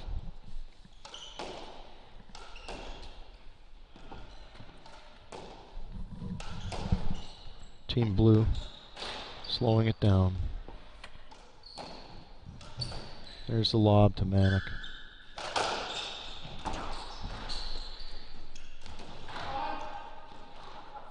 Ooh. Oh, did Greg get hurt on that? 8-5. Or? Rare to see a lob go uncontested like that. Yeah, neither player wanted to go all the way back for that. We'll have to keep a little eye out on Greg's. In football, you'd call it fitness. Chris Callis just laid down a nice forehand drop here. Yeah. So 4 or 5 years ago, when Monik split up with Swiss, Ivan Badan, to play with Callis, what do you think it was that Monik saw about Callis' game that fit so well with his? Manic right. That's a 9-6. question that we'd have to ask Manic. I would think that that probably his compete, possibly that he could hang in there for a long time, and his errors to winners ratio was high. Yeah. And actually, the fact that they're in New York City and they can practice together, he probably saw that in practice. Coming in 7-9. Saw something in Chris that he didn't see in Swiss, and there's a difference in age too.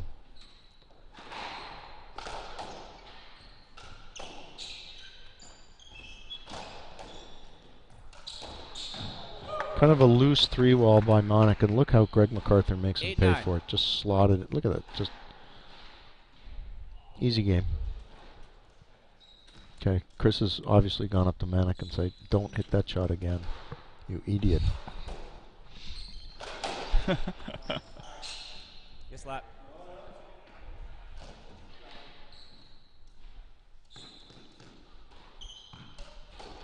playing a let there. Chris not really wanting to move and give Greg MacArthur a setup like he had on the last point.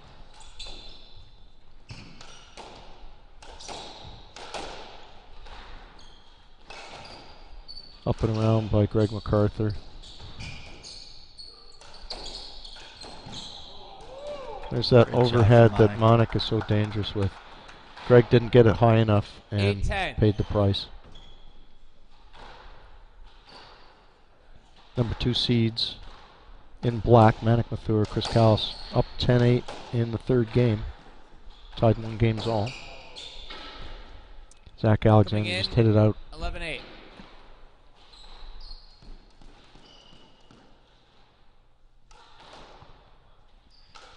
So what do you think of the big news that Venmo is now taxing payments between people? Will you only be accepting cash? I've in always our been local cash. games? I 12-8. don't. I'm really old school.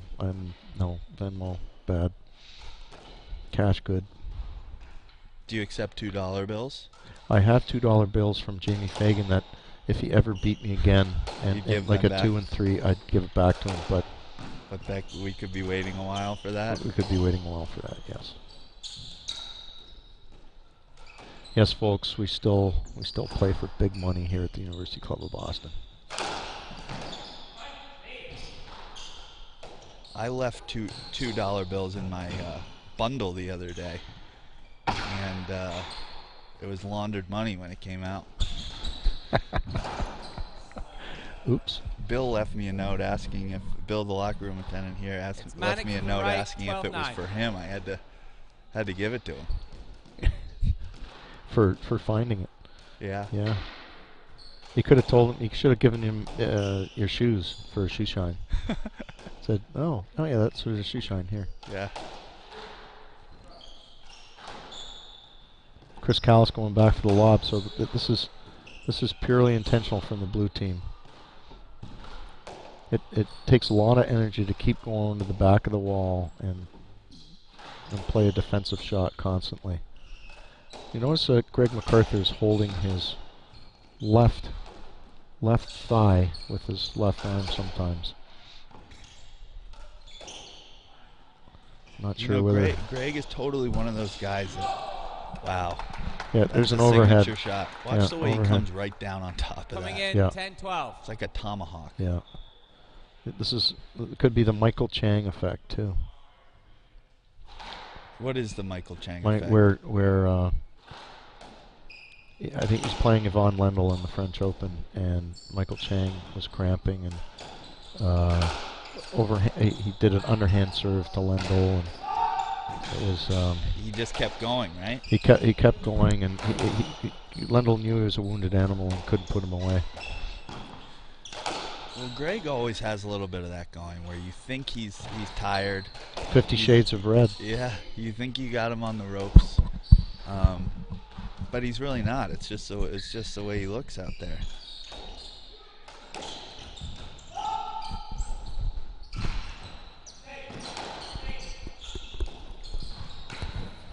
Oh, wow! Touch. Great touch by Greg. Everyone scrambling at the front, and nice little reach. Monik goes sliding into the right wall. 11-12. You got to be tough to play pro doubles, don't you? You got to take some yeah. hits. You got to stay out there for a while.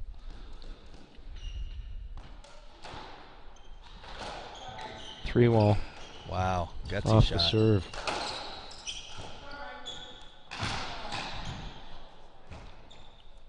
Is that a dive or stumble?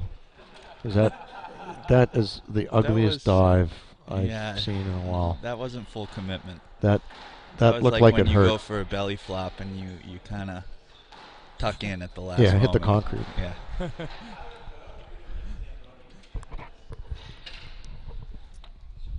It's Zach from the left, 11-13.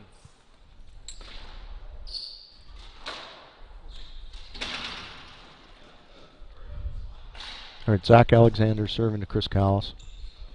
And he's going to play a lot because he wanted to hit a reverse, which I don't think we've seen him hit from off the serve. But never say never.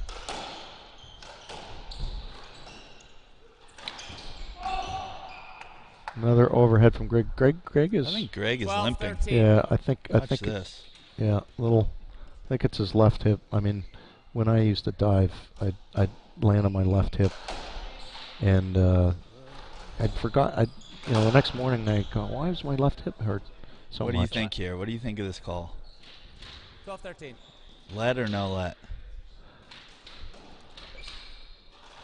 I would say no let, but it's only because he should be playing that ball. It's such an advantage to play your forehand through the middle when you're on the left wall. Chris Callis and Greg MacArthur, little cat and mouse down the right wall.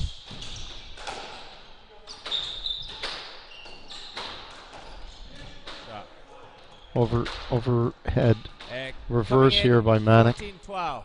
And we're at game ball for the number 2 seeds, Manic Mathur and Chris Callis. Down. Game to Callis. And Greg Manic, MacArthur with 15, 12. an attempt that just clipped the tin. And they're staying on court. All right, yeah, so Greg's definitely doesn't dive a lot, and he's got hip issues. We'll be back in 2 minutes with game 4.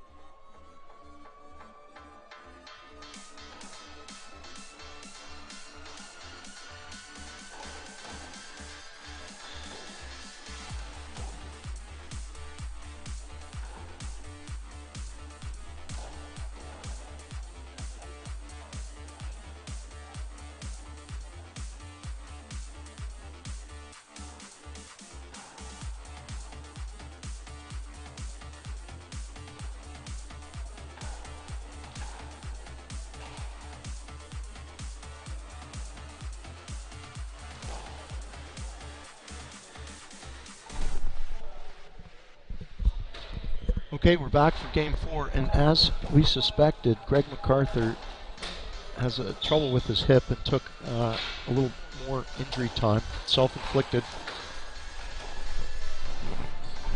We're here at the University Club of Boston. I'm Andrew Slater. I'm here with Will Hartigan, pro doubles player. The number 2 seeds, Manic Mathur, Chris Callis in black, have a 2-games-to-1 lead.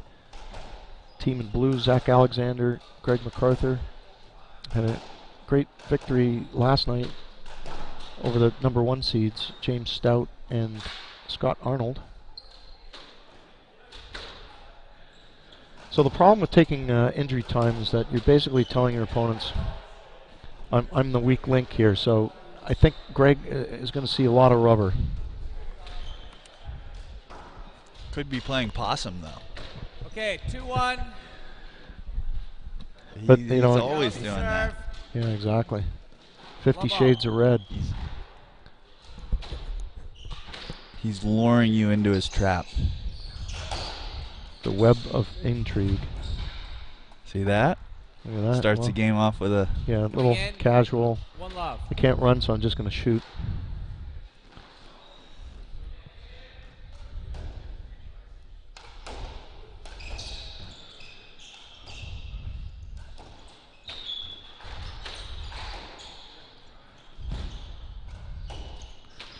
I mean, if ever there was a team that could play injured, shoot the lights out, and get hot trying to do it, it's the blue team.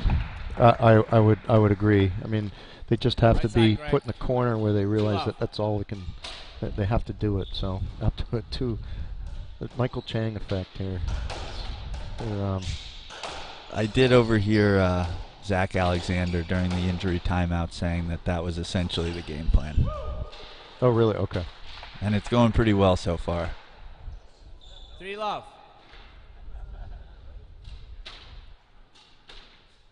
This could be a naked lap, a bagel. Got a long way to go. Yeah. Oh God. 4 love. 4. What's going on? That's the Moklo, the 3-wall. Yeah. 4-1.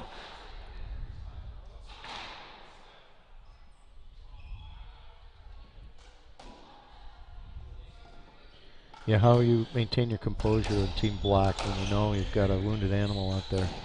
It's I mean, you got to twist the knife, but when they're oh boy, Zach Alexander was set up In 2-4. and just hit a backhand volley into the tin.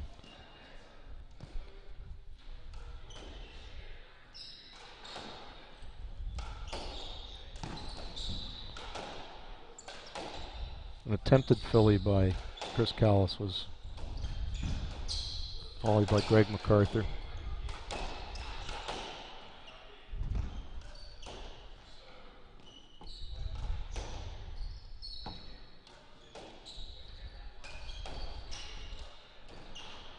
There's Greg's using the drop lob Manic to really, the left. really well. 2-5.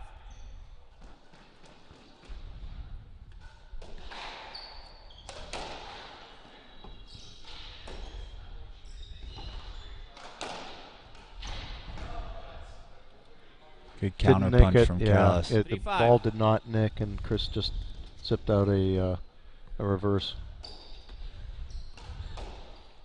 I think if you're Callis, you take a step up the way he already has, and try to counter drop to the front right if he's yeah, shooting. exactly. Take away that. You can always go back for the lob, but you can't let him shoot to the front with impunity. Well, there's a 10 from Greg 4-5. MacArthur. Yeah, I don't think the long rallies are in the playbook anymore.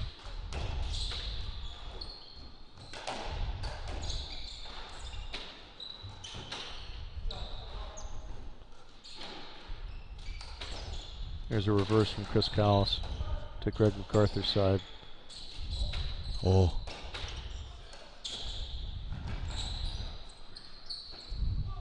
Oh my. That had some sauce on it. Yeah. And it spun away from Zach Alexander, and he could not get it. I always like when it does that to immediately go for the ball and play it quickly. Don't let the team Right. get reset. 5-all.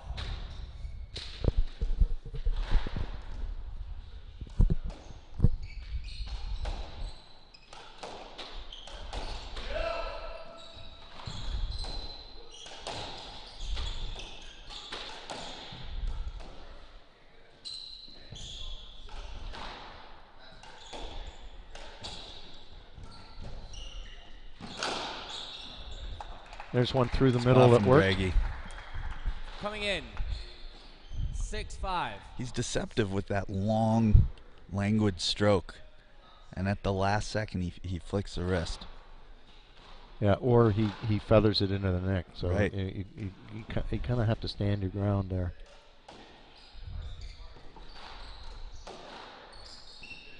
So if you're just joining us, we're in Game 4 of the Men's Pro Final, 2022 MFS Pro-Am Doubles. Wow, hip Coming looked from the- fine there. 7-5. Yeah. What do you think? You think the injury timeout was possum? No, I think he's feeling some pain. Yeah, no, he's definitely. I know he waved in a limping. massage yesterday. Wow. That's But he's gone on a overhead heater dead neck. here. Yeah. 8-5. He's played enough balls that he's warmed up again. I love the way he hits that over his head. So this is the number 2 seeded team in black, trying to put away the blue team with an injured Greg MacArthur on the right wall. Black team, Manic Mathur, Chris Callis out of the R&T in New York City.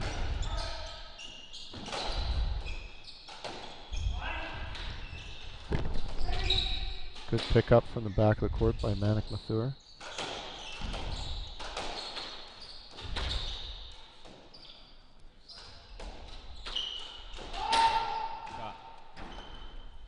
Good overhead Zach from right, Chris 8-6. Callis.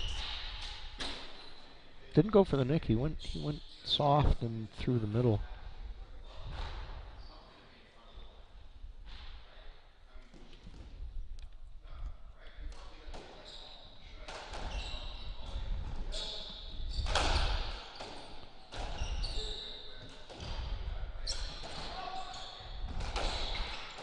Good pickup by Zach Alexander.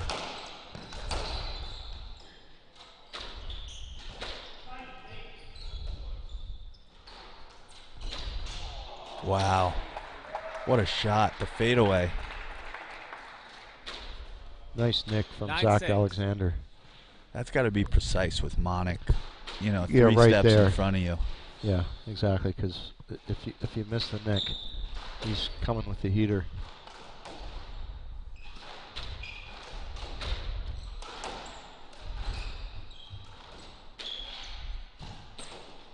Callis does a great job of locking down the front right. Yeah. I think he Nice goes into every screen. match with a mentality of 7-9. I'm not going to get beat on my side in the front.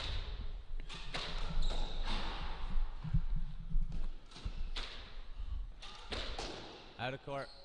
That's called a Humber in Boston because Global Charlie warming. Humber serves it out up top at least 75% of the time on the first serve. Or a Mary McKee. She's been known to chuck a couple into the ceiling on the first serve. In Toronto, it's a Claude Caldwell. On the tour court, he used to do it when he was tired, because he was an older player at that time. He'd his first serve, he'd lob up into the lights, and the ball would stay up there, and then he'd get another 10 minutes because they'd have to look for the ball 8-9. and warm up a new ball. Or like You've got to get the long extender broom to shake the light, but get it off the the top other of one the too light. is into the stands, so it goes underneath Oh, the stands, that's and the little trouble, the yeah. little kids have You got got to to feel find which it. one's hot. Yeah, exactly. I found it, but this is cold.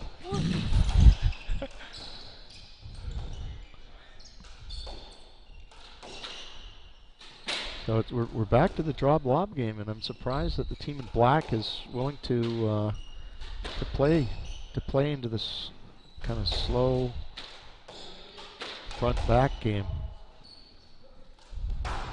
Oh, that was Right an ugly side, backhand, Chris. Greg. 9-0. You could it was see Zach painful. felt a little bad for calling for Greg on that one. Yeah, exactly. Saw him hobbling towards Yeah. the door. And He probably forgot that he, you know. Yeah. As soon as he called it, he remembered he was injured. Yeah. Treat it like a pro-am match, Zach. Right. Yeah, I think that would be a good strategy change to try.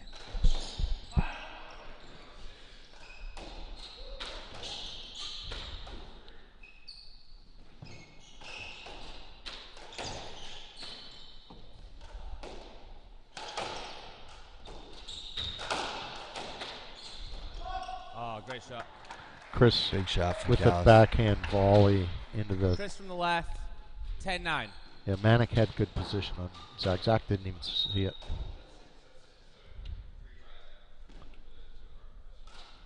Nine 10. Blue team down. Out of court. 11-9. That's a All right. that's a dejected swing. They need a from miracle. Greg. Yeah. Oh, there's.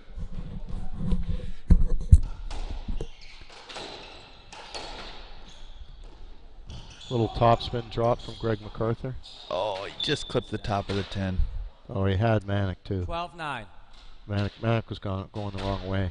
He's covering the trickle boast. He's got that inside. Yeah, he's got that inside out feathery drop that really nice. Not that time though.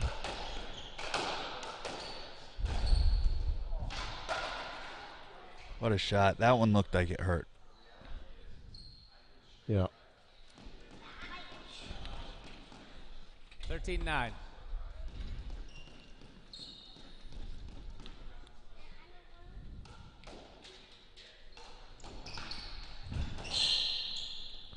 Nice dig by Manic. 10. 14-9, match point.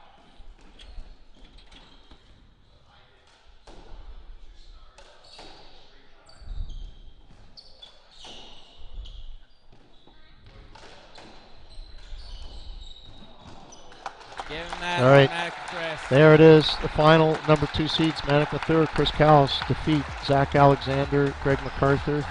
Greg, after some hip problems and a dive, basically was wounded.